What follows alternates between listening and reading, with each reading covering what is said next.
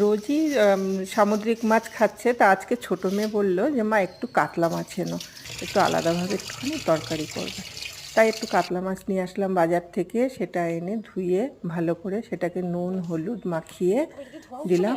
তারপরে সেটাকে একটুখানি হাত দিয়ে ওটাকে মেখে নিলাম, নিয়ে কড়াইতে তেল দিলাম, দিয়ে এবার একে একে মাছগুলোকে ছেড়ে দিলাম।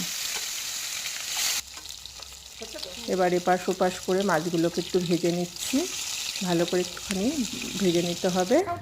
নিয়ে তারপরে মাছগুলোকে একে একে তুলে নিচ্ছি।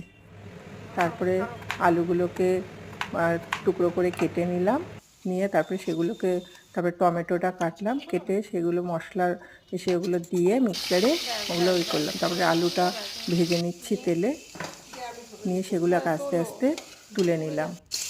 তারপরে তার মধ্যে একটুখানি শুকনো লঙ্কা, একটু জিরে দিলাম, দিয়ে তারপরে বাটা মশলাটা সেটা তেলের মধ্যে তেলের মধ্যে ছেড়ে দিলাম। দিয়ে এবার ওগুলোকে নাড়াচাড়া করে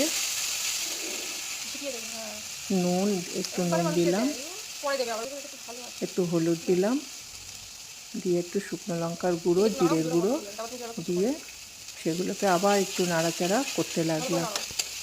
তারপরে তার মধ্যে একটু কষাচ্ছি মশলাগুলো।